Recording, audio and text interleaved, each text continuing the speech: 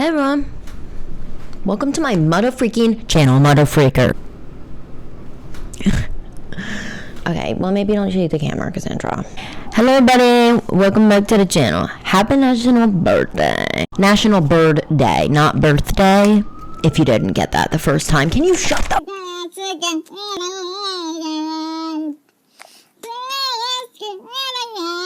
Anyway, today I'm going to be sharing a very sweet story with you guys. This is very close to my heart. I don't know what I'm saying, guys. Please just ignore everything that comes out of my mouth, except the story.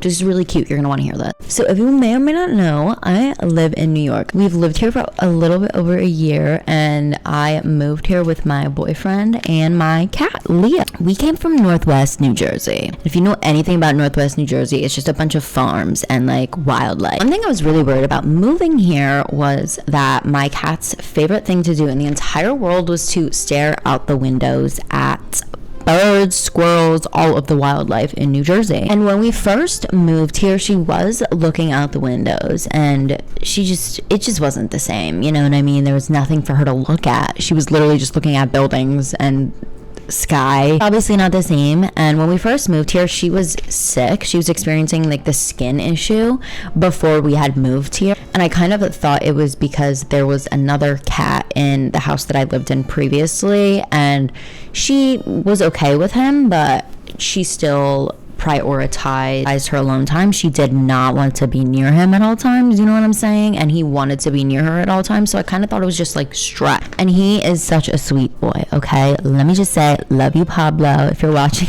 this. So yeah, her looking out the window here was just not the same, and I could tell that she was getting like really depressed, and her skin condition was progressively getting worse as well. So I was freaking out because I was like, oh my god, this girl she's like depressed because she has nothing to look at. Like that was literally her favorite thing. That's all she did all day was look out the window. So one day we were just hanging out and this pigeon flies up onto our balcony and is here for like an hour, and Leo is ecstatic. She's so excited. She's sitting on the windowsill. She's trilling away. So I was really happy about this pigeon because Leo was clearly very happy by this pigeon, right? Now it was a good scenario. I was like, pigeon's here. I was shitting all over my balcony. I was like, as long as Leo's happy. And then the next day, 2 pigeons came, and the one pigeon was definitely shaped the same as the pigeon that we had seen the day before. So I was like, we offered you a safe space and you're telling everybody about it? No, this is an exclusive club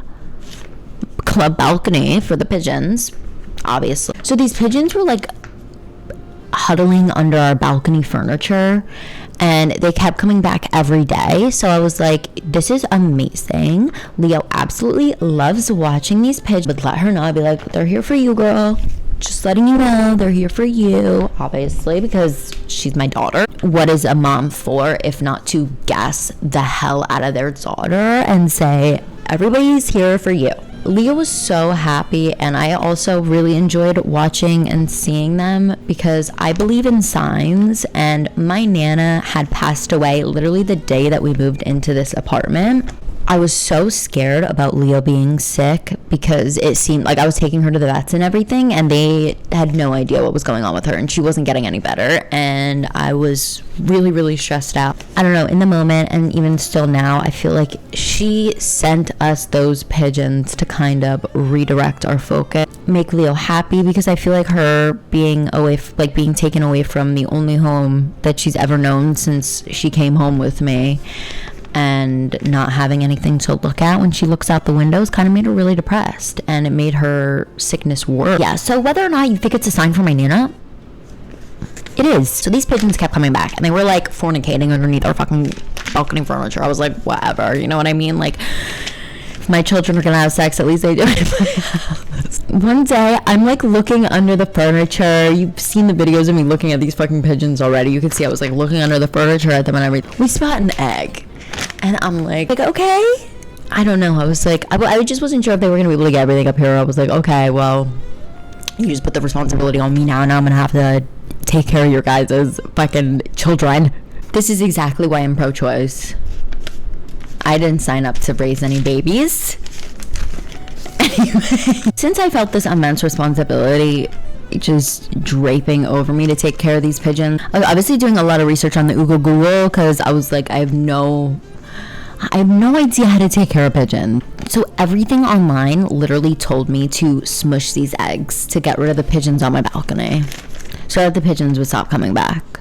So naturally, I was not fucking doing that. Are you insane? You thought I was gonna fucking smush the fucking eggs? These babies were mine now too. I don't view pigeons any differently from a stray dog or cat. And a lot of you are gonna be like, they're fucking pigeons. The reason they're so annoying to human beings is because of human beings. We made them that way. We made them dependent on us. So we need to take care of them and treat them with respect.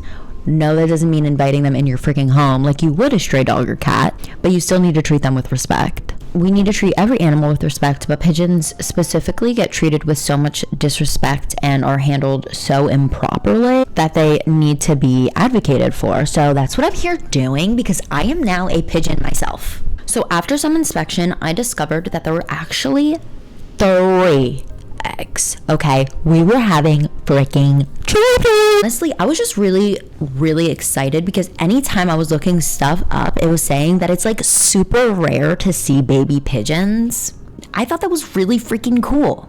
Okay, and I was gonna be able to see 3.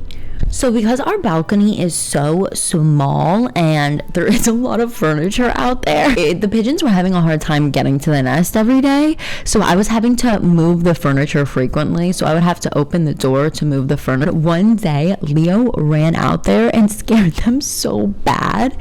And she literally was face to face with the mommy and daddy pigeon. Somebody's gonna get tagged. Somebody's gonna get tagged. But I grabbed her in time, thank God. You scared them away. Yeah, it was you. Yeah. Yes, it was you. She scared them so bad, and that's what I felt most bad about, was because they were like terrified and they didn't attack her or anything. They were not violent at all towards her. She was trying to be violent. There was also a time where I tried to give them bread and they wanted nothing to do with it. I think it smelled too much like me because I like ripped it up into little pieces. So I think I put too much of my scent on it or something. I don't really know. Or maybe they just didn't like the bread. Maybe they're picky pigeons. All media that I've ever seen in my entire life, they give freaking birds bread. So I was like, so one day I was just checking up on the nest, looking outside, and I saw that an egg had fallen out of the nest. I freaked out. I was panicking because I was like, oh my gosh, the mom's not gonna be able to incubate the egg. I cooped Leo up and then I put my thinking cap on and I just tried to rescue these freaking eggs to the best of my ability. An egg fell out of the nest. I'm trying to save it. I just locked Leo in the bathroom. I don't know what to do because I don't want to get fucking attacked by this thing. And I don't know where it is right now. The pigeon, I mean. Because the pigeon's upset. There she is. I'm not trying to hurt you. I'm trying to return your egg. Right.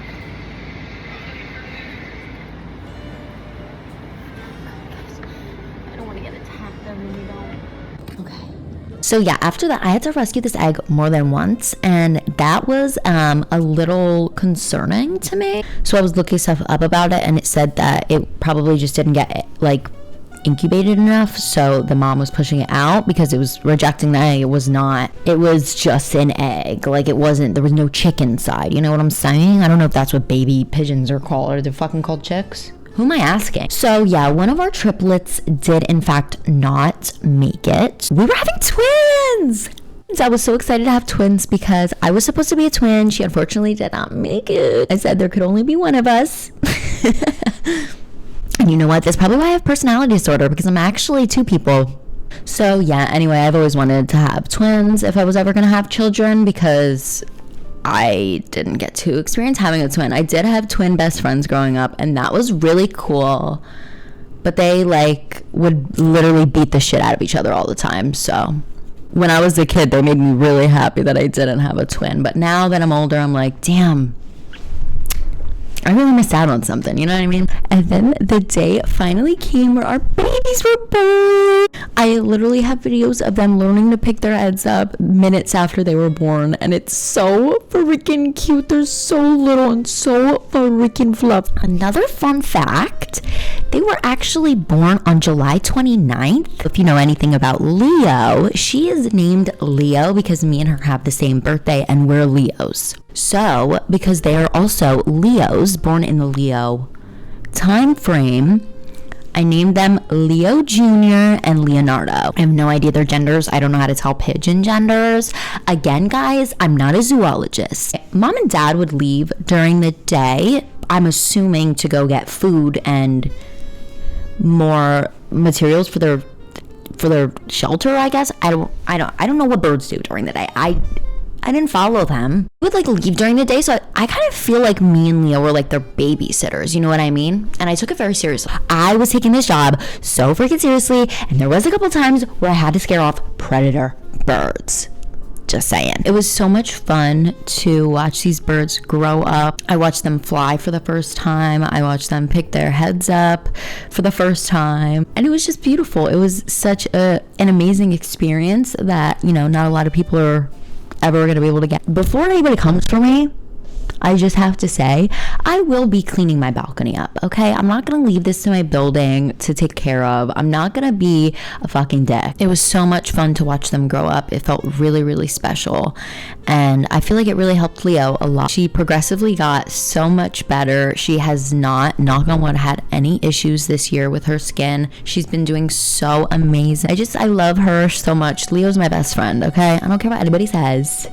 Your cat can be your best friend, and mine is mine, so deal with it. It also may seem really, really silly, but they didn't just help Leo, they helped me a lot. They helped shift my perspective on a lot of things. I was going through a lot before they showed up. 2025 was really like a self-discovery year for me. They just felt like our little family. It was so much fun to wake up every day and be like, oh, what are our pigeons doing? You know what I mean? And I was also just really, really happy that these babies were safe on my balcony, because especially in New York, pigeons are treated terribly. And I don't doubt that somebody would hurt baby pigeons just because, or, you know, that's something that people do, unfortunately. So I was just really, really happy that they were able to have a safe place to be, and I kind of became a little bit of a pigeon advocate in my time of housing these pigeons, essentially. I'm just going to talk a little bit about some websites for pigeon advocacy and how you can help pigeons too, you know what I mean? So if you want to learn more about pigeons and why you should care about pigeons, an article called Why You Should Appreciate Pigeons at massaudubon.org. I have no idea if I said that correctly, but you got the point, and there's going to be links down below, so don't even fret. Another website that you can go to is the wildbirdfund.org. They are a nonprofit that has a lot of information and resources to help injured pigeons. So if you come across an injured pigeon, you actually do have resources to report it and everything. Another phenomenon that happens with pigeons is this string foot thing, where they get threads tied around their toes, and then their toes literally fall off because obviously they're not getting any circulation to them. And there are organizations that can help.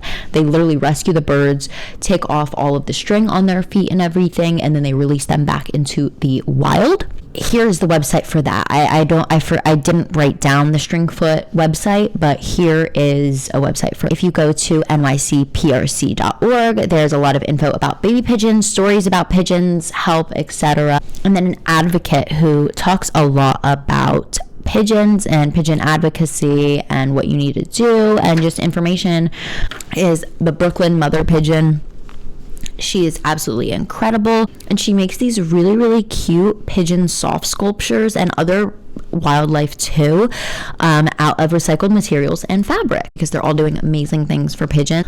I would love to live amongst the pigeons, and we need to take care of pigeons so that they don't go extinct and they are taken care of. So one day I woke up and realized the day that I was dreading had come. The babies were not in the nest when I woke up, and I was absolutely devastated. Our babies were no longer our babies, just out in New York. And it really scares the shit out of me because people are so nasty to pigeons. They disregard them and they treat them terribly, and they don't even give it a second thought. And the babies do still come back occasionally, or at least I think it's them. You wanna say anything, Neo? Next time you fucking put a hand on me, I'ma fucking rip your face off, bitch. What? Why would you say that? I'm sorry, guys. That was a little rude.